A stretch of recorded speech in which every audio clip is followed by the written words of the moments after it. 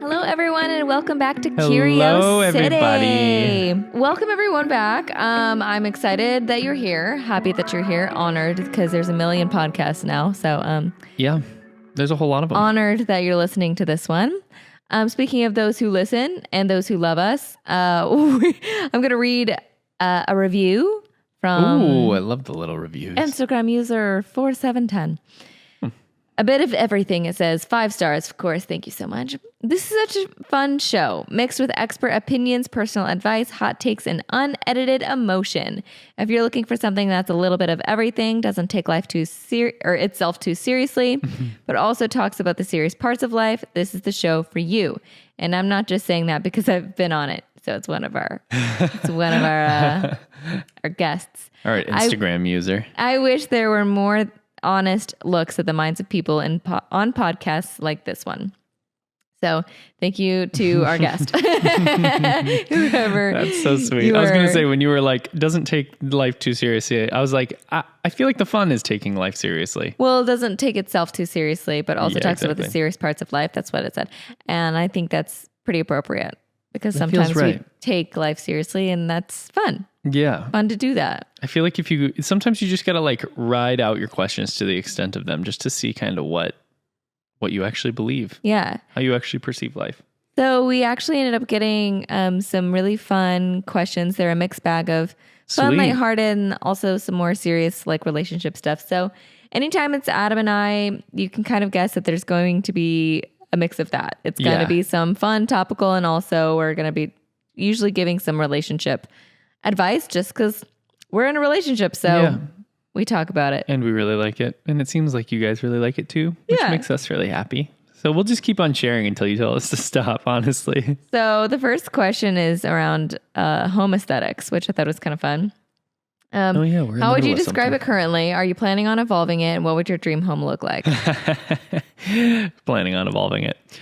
I feel like we're constantly in a state of evolution. Yeah. It's funny because I just found myself literally yesterday going around the outside of our house and like tearing vines off the walls. And then this morning I was like randomly cleaning out my dresser, like Yeah. throwing away stuff that I haven't used or worn in a long time, old socks, that kind of stuff. Yeah. I feel like there's just so much of a long-term game that happens with when you own a home Yes, like this for that I just sure. feel like I have a way slower paced evolution with it, but I definitely feel like it's constantly getting cozier. Well, this isn't our dream home, you guys. So we're not going to be here forever. So we're going to be changing this space up. I would describe our taste like minimalistic, but at the same time, it's like have you ever seen those videos where it's like you bought the house, but you don't have like the finances to furnish it? So your like babies are literally just like running around with like empty space in It a echoes. big house. Yeah. Like that's a little bit like our house. So we are minimalish, actually, as Taylor said the other day. We are Minimalish. minimalish. We do have a giant piano in our house that we hardly play. Yeah, exactly. So it's a mix, but I'd say like neutral colors for the most part.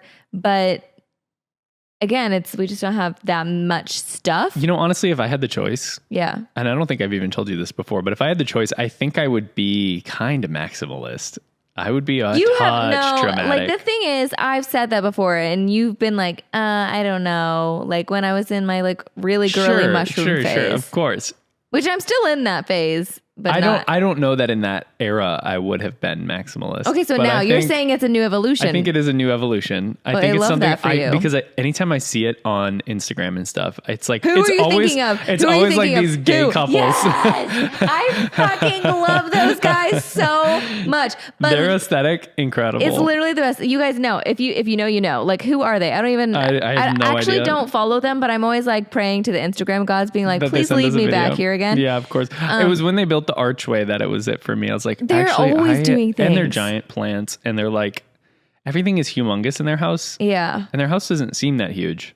No, but it But actually it's tall is big. ceilings It's and, tall. like, Yeah. Beautiful. And they're all, oh my God. So I'm so glad that you know them and that you know that account because that is exactly like the vibe that I like for Maximalist, where it's like, that's weird shapes and colors that like all are happening but it's a vibe. And also I think the first video I ever saw of them was like, it was like the big light versus like the lamps or whatever. Yeah. And it was like hospital noises when you turn on the big light, the overhead Yeah. lights, and then it's like a vibe when it's like your lamps and stuff. Yeah, I don't know if you're exactly on the same train as I am, but you probably are, where I've told you that if it was up to me, I would remove all of the ceiling lights and put wall sconces everywhere. Yeah, just I'm that one way. light wall sconces. Well, I'm that way. I don't like the ceiling lights at all. I like the idea of things being on switches and dimmers and like Yeah, all that same. kind of stuff and having Same. ambient light Well, around I'm the whole room. sensitive. Of course. I hate overhead light. Dude, all I want is wall sconces. It's Can actually- somebody just deliver me wall sconces for my 30th birthday? That would be amazing. That's honestly, that is turning 30. But what can I say? I was 12 and asked for like a bigger turtle tank. True. That feels a little minimalist to me, but it was maximalist for little Franklin the turtle. Yeah, his name. Pedro? Oh my God. Yeah. Oh my God. I almost forgot. Wait, was that right? Pedro? Yeah, I think so. Fuck. Was that my turtle's name? How do you not know you had this turtle for so long? No, I it was think- shocking to me how long you had this turtle. Yeah, I was in college. I'm pretty sure that's his name. Yeah, I think you're right. Damn. Wow, locked away memory. Anyway, back to the house. This isn't the dream home. I think the dream home, we both agree, is like open, like very tall. We don't need like a ton of rooms, but I want it to be really, really quiet. Like I want the land around me to be really, really quiet, with the caveat that I don't want to be like 30 minutes away from like where I get groceries or like where I need That's what to. grocery delivery services are for. Right. No, but like what if I like need like ibuprofen really bad and like I need to go to the store? I'm like, I need. That's when you just start stocking up, baby. Okay. Anyway, prepping for the zombie apocalypse when we move into the city or I move to the woods. Move out of the city. Yeah. Move out of the city. But yeah, I think like French countryside vibe, like that would be my dream. Not necessarily in France, like not necessarily that, but like that image kind of comes to mind.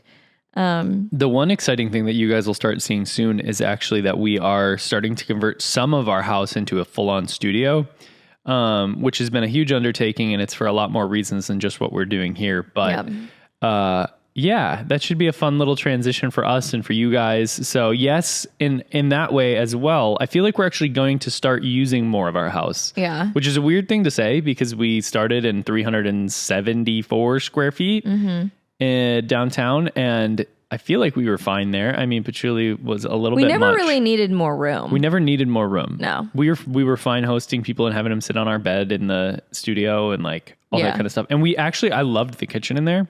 And just kind of being able to scoot around with our stuff, and our living room was the same as the kitchen. Like I actually really enjoyed that. And that's kind of what we do now with this space, because we have a bunch of extra space that we kind of started using when we first got the house. It's like, it was designed to be a master bedroom in there. And that's kind of what we used it for at first. Called primary bedroom now. Oh, because master is problematic. Yeah. Wapa. Wapa. You can't do anything. Sorry. Friends reference. So we've just kind of gotten to this point where we sort of just live in our bedroom. Yeah. And our living area, which is a kitchen and a living room. And then we've got our little computer out here too, our little computer setup for editing and for whatever else. But we kind of don't use like, I don't know, maybe like 800 square feet of our house. So we're only kind of using half of it. A little over half of it. And I'm excited to grow into it a little bit. I'm excited to have a reason to kind of branch out. Yeah, I agree. But we won't be here forever. So yeah, that's on that. Okay, the next question, a more thoughtful one. What's in your TBR, to be read? Never heard that. So that's, I guess, for the bookies? No. The bookies? The readers. Book talks. The book talk fam. Like what books, authors are you each hoping to read, even if you haven't started or even bought them? I can answer that first. So I am almost done with, what is it? How to Change Your Mind? Yeah. Right? Yeah. Is that what it is? With Dr. Joe Dispenza. And then I'm going to I have the book Atomic Habits. I know a lot of what's in there, but I just want to read it. So I'm going to read that probably next. And then I'm going to go back to quantum physics, but like even headier. I'm going to read like this one by like this Russian quantum physicist. It's called Reality Transurfing by, I don't know how to say his name, or Steps by the way, steps 1 through 5. Vadim Zealand, or I think that's how you say it. Anyway, it's apparently very, very heady. I can imagine so. But I'm excited about it. Yeah. That's amazing. Who recommended that one to you? I don't actually know that one. I haven't even heard anything about it. I don't remember, but I think it like popped up. It's a screenshot of the Amazon, so I don't remember how I found it. But I don't know. Just like people who do like manifesting and meditation and like quantum physics stuff. Like I don't remember how. But yeah. So I feel like it's the next step for me, but I'm going to take a break with the quantum physics with Atomic Habits. So it's a little bit more on the this side of things, like reality. Habits and physical habits. And yeah, anyway, I'm always doing that. My girlfriends zooming back out of the quantum. My girlfriends are always like, Lauren, you need to read. What is it? Is it fiction when it's not a real story? Fiction is fairy tale, yeah. Yeah. They're always like, you need to read fiction. Like, it'll be so good for you. And I'm like, the only kind of fiction, and they're talking like, they always read smut. The only thing that I'll actually Way read. to just out them. Well, it's just I suppose that's popular now to read smut. But the only thing that I actually truly do enjoy reading that is fiction. I haven't since I was like basically a young teenager. I love like mystery, like the type of things that I can't watch on TV because it's too scary for me. It's too like graphic. It's very annoying for me because I love the storylines. I love not knowing the answer. I love like twists and turns, and I love it. Like I love thrillers. Like I actually like it, but I only like it through reading. Like I always have. That's fair. I like scaring myself. I like being like, oh my God, I gotta put the book down. Or like, I like, you're reading and like some noise happens and you're like, like I like that. But you just know you're just reading words on a page. Like, yeah. So anyway. Isn't that weird? There's like 24 letters that just make your brain start hallucinating. No, I know. I've seen that. It's like something about like you're looking at pieces of tree, like carvings in a piece of tree, and you're hallucinating. Like it's, yeah. It is a really strange thought that kind of stuff can lead to such like strong imagination. But we're like hallucinating. I totally get it. What about you? Any books on your horizon? I really love reading fiction. I also read smut. No. No, I don't read smut. But my favorite author right now that I really love reading is Terry Miles. He had a podcast originally and had a couple different podcasts that were all audio fiction, audio dramas. They're like fully casted and all that kind of stuff. But he wrote a book series the first book was called Rabbits. And then the second book was called The Quiet Room. And I just finished that book. And I've loved his reading. You're looking for another. Writing, but I'm looking for something else. I mean, there's pieces of me that wants to pick up something like Harry Potter that's just like lots and lots of like lore behind it. He also listens to. I listen to stories hundreds and hundreds of audio dramas. Yeah, audio dramas. Yeah. It's crazy to me. Like I'm only ever listening to wellness, like not spirituality, but I would say like wellness and career type podcasts, and that's the type of like things I like to read as well. Like I have to escape it. There's just there's such an overwhelm for me right now that I'm like, I need to actually like remove myself from it. Yeah. But like to me, it feels removed. Like, I don't know. Hearing about somebody else's journey and like how to improve your own. Yeah. Yeah.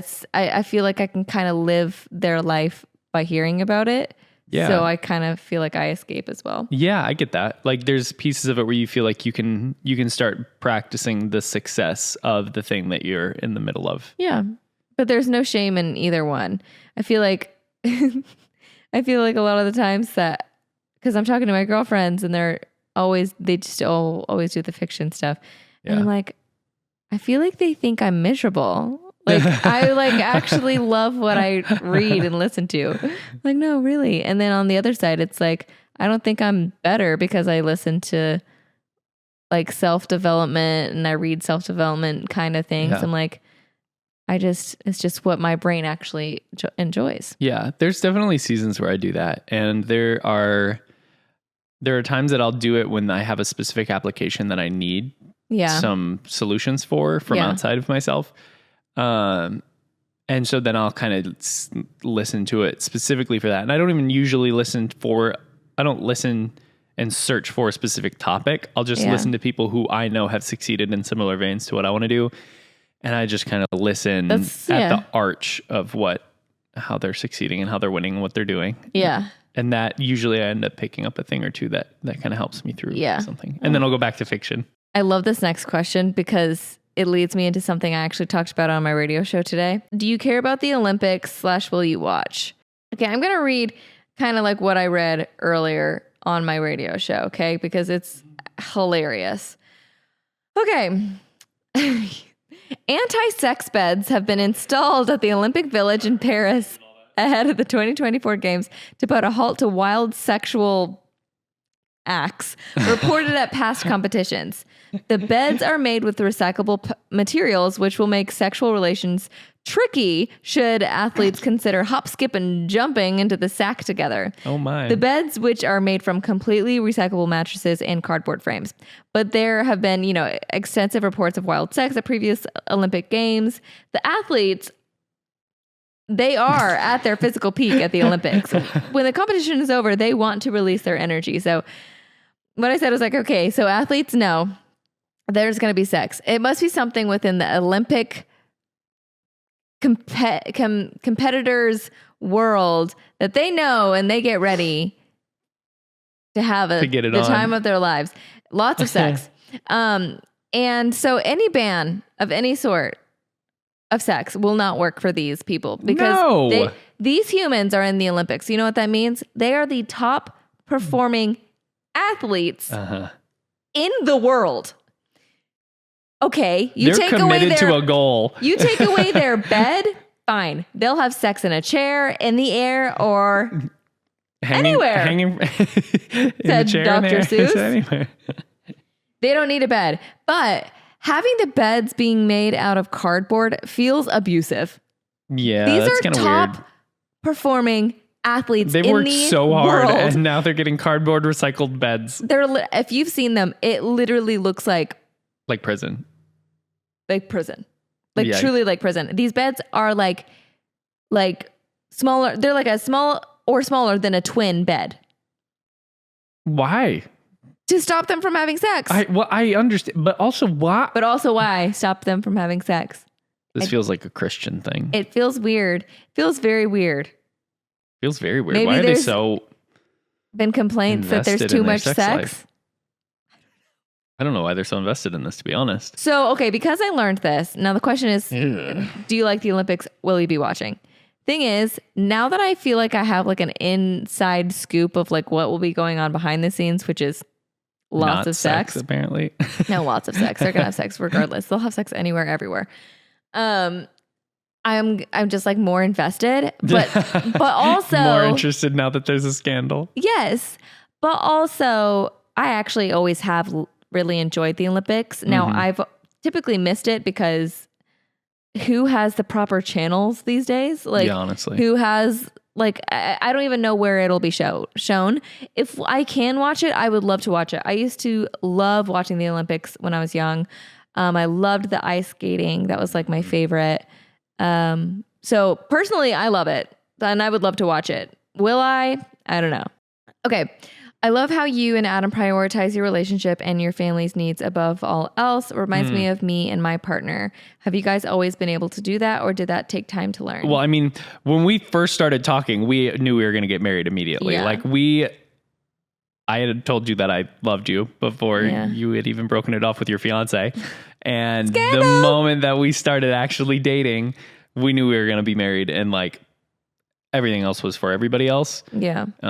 Like any sort of wedding, engagement, all that kind of stuff. Like it was for us, but it was mostly just to kind of get everybody else to catch up. But I feel like we really did, like, especially when we were right on tour, we just dove straight into prioritizing each other. Like, we were around people all the time. We were constantly on the road with your sister, with your mom, and like at venues and all sorts of things like that. And we had to just commit to each other and commit to taking our own space. Interesting too, because like it was the first time that we really felt like we were somebody else's top number one priority. Yeah. Right. Yeah, so like, totally. I felt like me being there for you and taking care of you and your needs and like wanting you to be okay. And then vice versa. Like that was so different because we were both such like, I don't know, before we got together, we were kind of like lone wolves, but also I felt like we didn't really have a whole lot of like opinions. Like we just kind of said yes to everybody else and we were there for everybody else, kind of like people pleasery. Like we both had that tendency and like, I don't know, on autopilot kind of. At least I was on autopilot and you just kind of were doing what like you do and you kind of were just like there for everybody. Yeah, just kind of falling into whatever place I was needed. In a way, it's like a way for you to stay at arm's length with people. Right. In a weird kind of backwards way. Like you being there for them and kind of just being happy-go-lucky for everybody all the time is just, in a way, your way of being like, yeah, here's what you get to see and here's what you get to know. Yeah.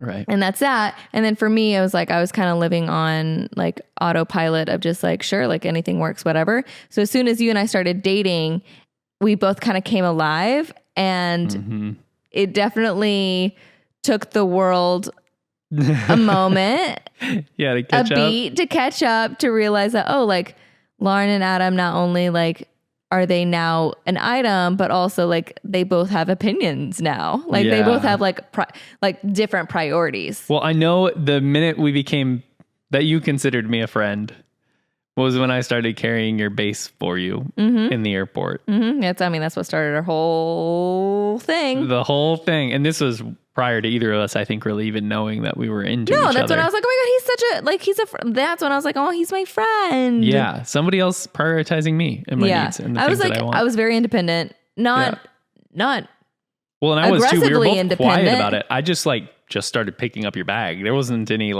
show. There was no conversation about it.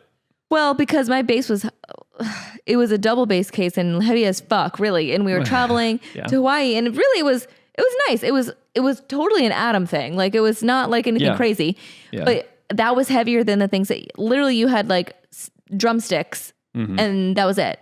You know, because you checked your cymbals or whatever it was. It was a backpack that was literally like twice your height. Yeah. My case, you mean? Yeah, it was huge. And my basses were so heavy. So like, you're like, hey, just grab my sticks.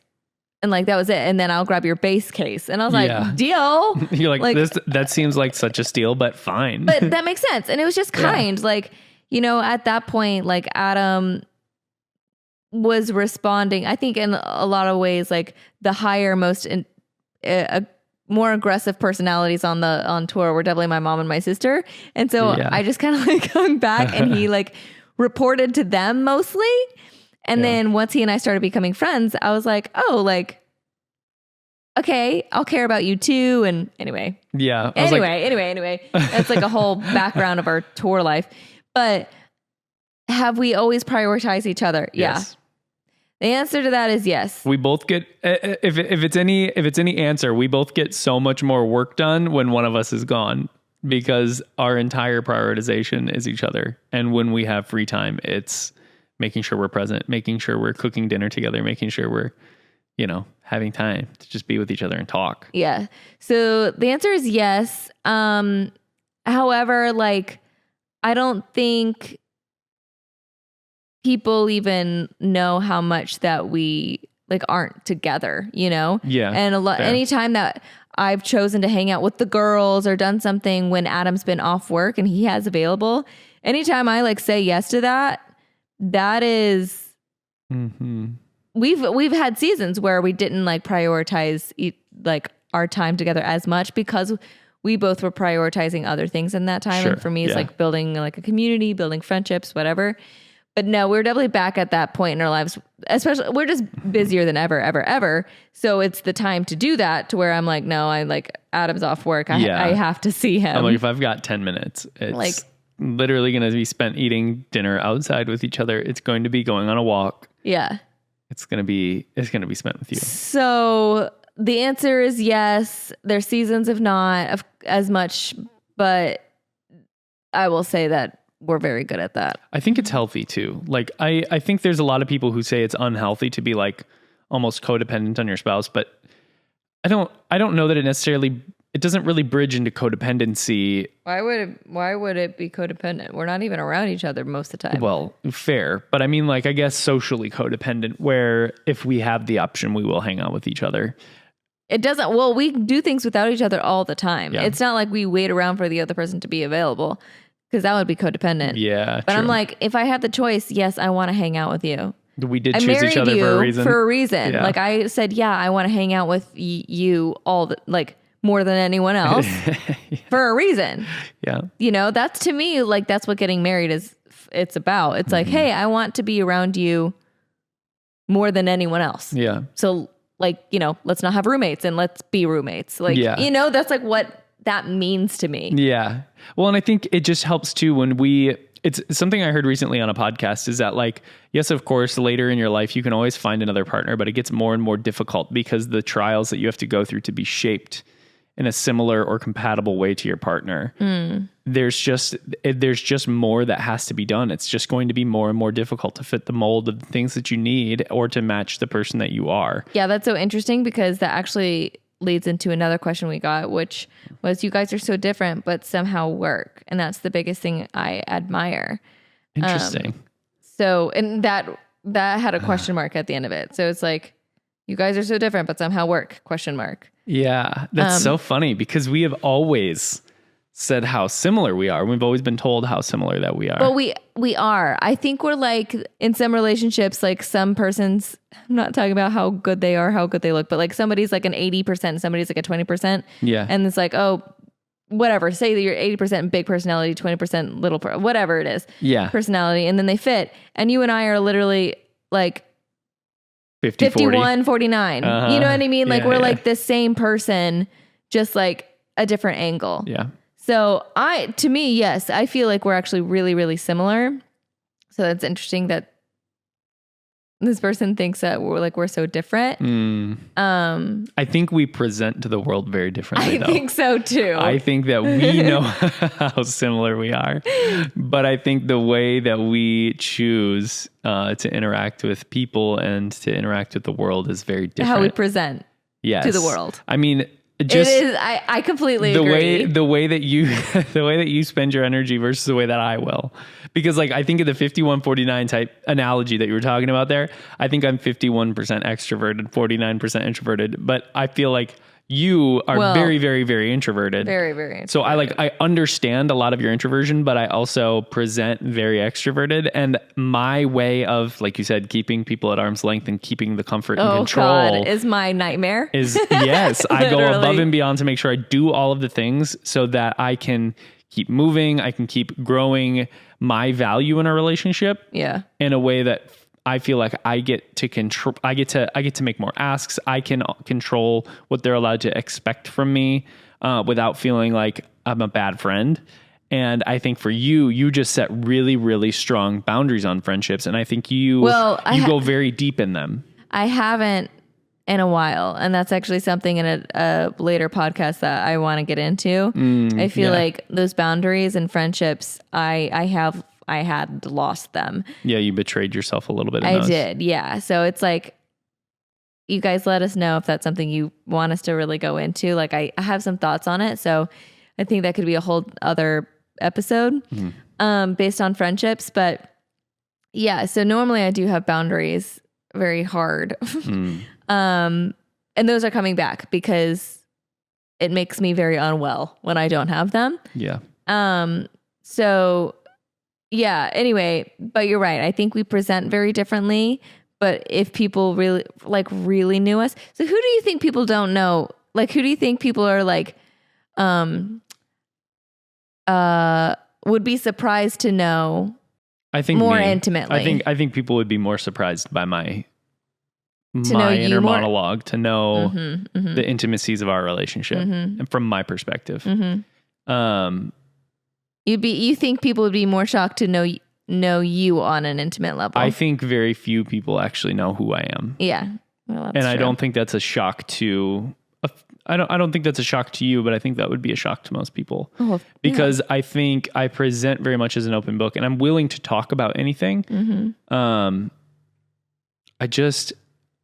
And maybe, I don't know if this is going to come across as like condescending, but like, I don't know many people who know how to ask interesting enough questions to actually get to know me.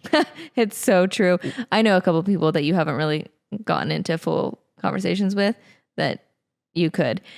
But I think that's why we matched up so well. And I think that is one of the things because I'm a podcaster and I ask you good questions.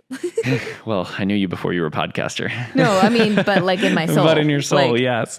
I think you had observed me without any sort of social interaction, without any questions for long enough, just watching me exist and operate in my habitat that once you did start asking questions, you actually were already past all of the surface stuff. And I think that really intrigued me. Also, I just don't really do surface. Like I hang out on peripheral. Until you're ready to dive in. Yeah. Yeah. You're like kind of scoping out to see if you're safe in a lot of ways. I don't even know. I don't even think it's a conscious choice, but yeah, it's typically what happened. Okay. You know how you are saying like, you kind of like, you kind of do things for people and that kind of keeps them almost at arm's length. It's kind of like, it's your way of showing up as you and offering something and, keeping arms like, okay, I feel the same. I think the same way. We're like exposing ourselves, but I feel the same about me when I'm opening up online. Yeah. When I like make people think that they know like all the ins and outs about me and like, oh, you know me. Yeah. Right, where I'm like, I don't know shit. Like, you know what I mean? But like, totally, just like you have the feeling it's like, they love me because like I'm always there for them and I'm happy and I'm like supportive and I'm gonna do things for them. And those things are all true, but they are like mechanisms for you. Yeah. And they keep you comfortable because it keeps you like this. You're like, let me do for you. You're like, let me just be what you want me to be. And I'm like, let me like share with you whatever.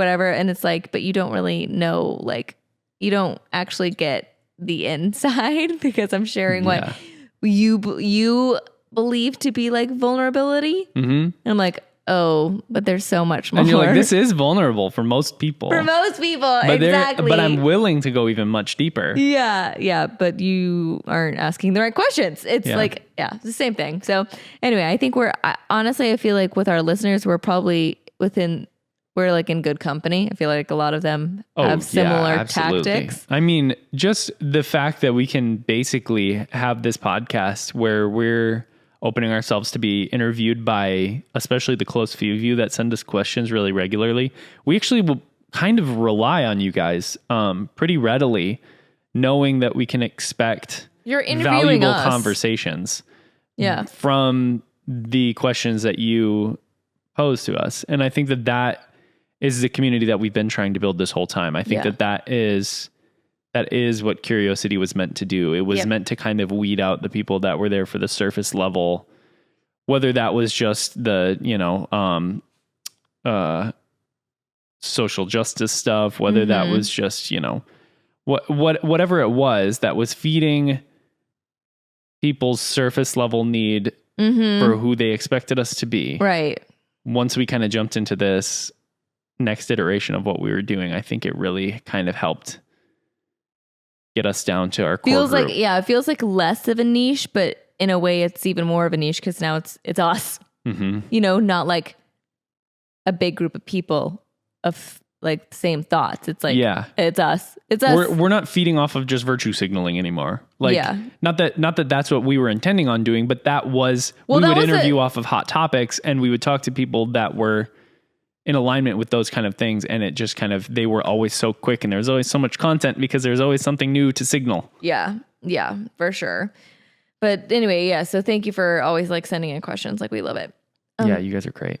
Next, how to cultivate connection and intimacy in your relationship outside of the bedroom.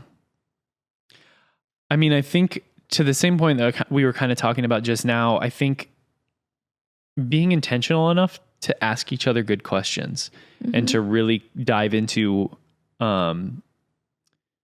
the underlying message that we're trying to tell each other with the things that we talk about, with the ways that we're engaging with each other.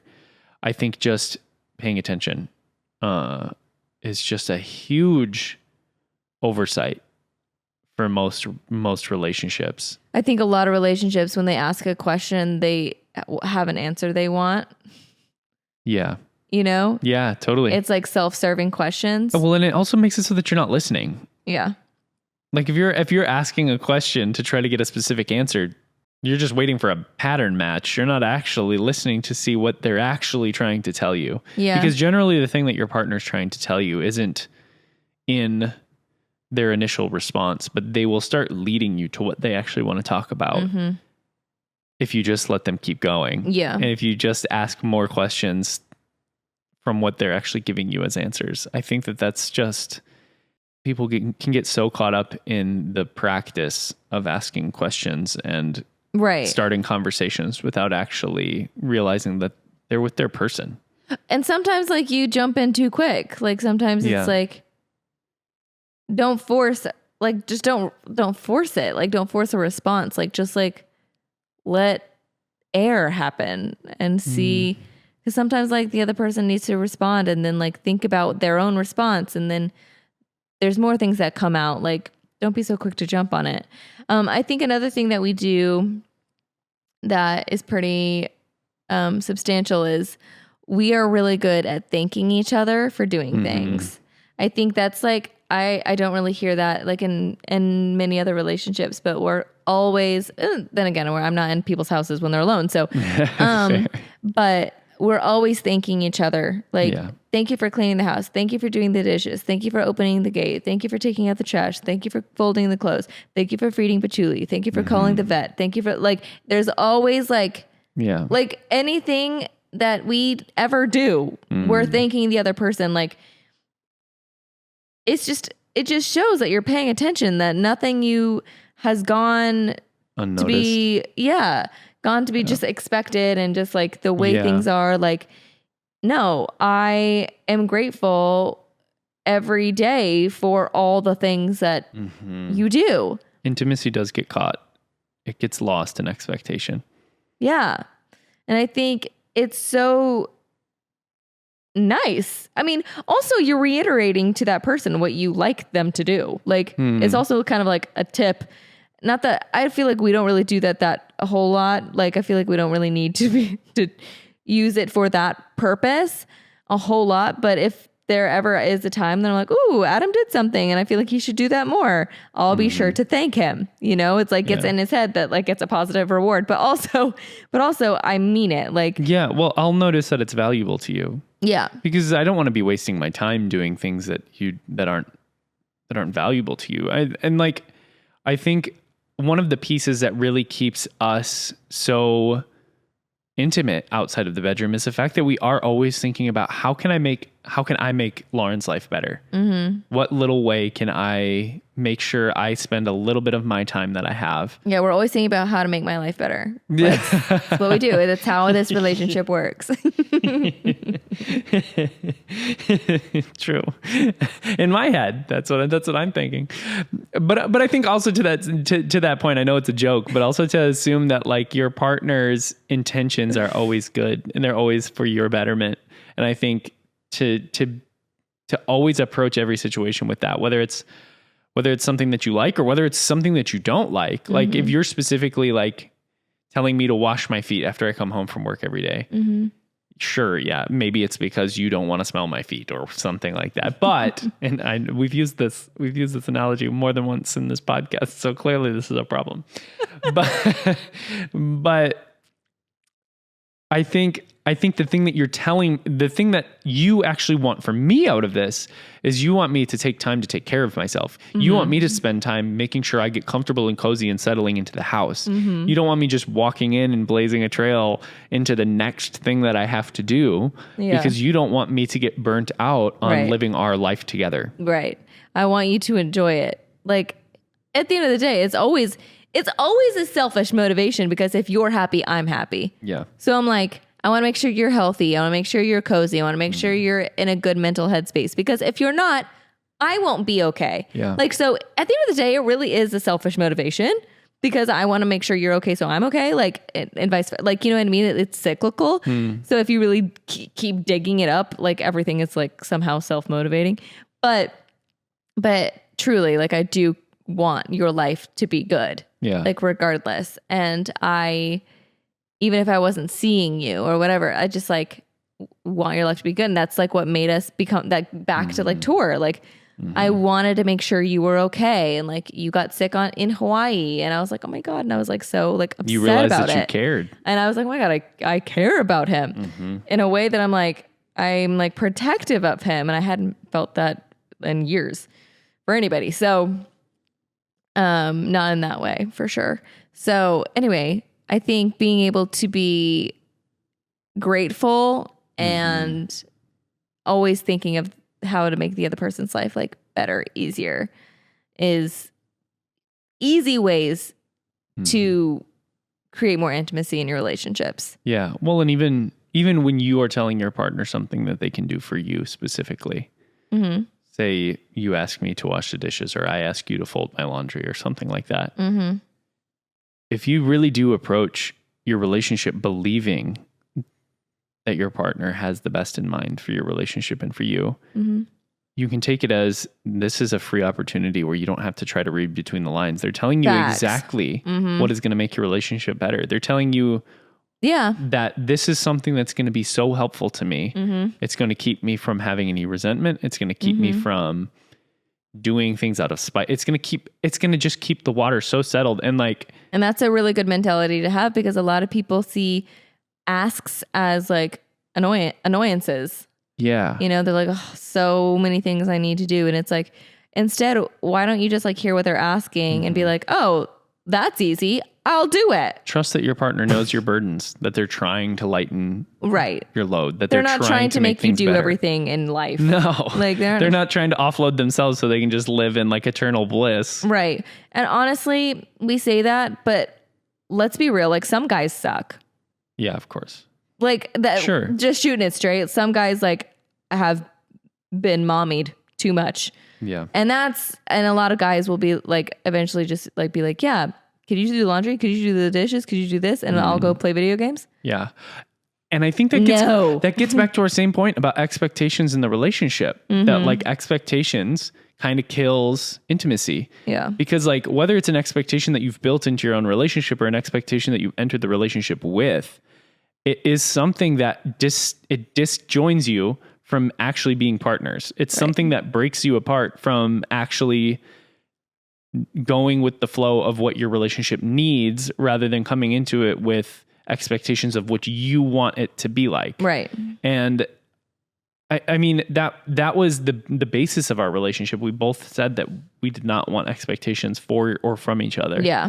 That we would figure out what it is, how it is that we operated. Yeah. We have expectations for ourselves and that's pretty much it. Yeah. And I think we've gotten to a point where we've started establishing healthy expectations of how our day will go so that we can operate around things. But that was built through 6 years of trust and respect. Yep. And evolutions of jobs and like. Yeah. And need. Yeah. And that's like, I think that's the most important way and the best way to continue cultivating intimacy in your relationship is to continue to grow and let it flow how it needs to be. Because like, if you hold it to a rigid structure, you're just going to stagnate. You're going to get a stale relationship. I do this, you do that. Yeah. It's never going to get more intimate if it gets stale. Yeah. I was going to cheers you, but we're both out. We can cheers with empty glasses. We didn't cheers at the beginning. Cheers. We got to do the whole. We got tea and drink with eye contact and all that. Yeah, we don't have anything in there.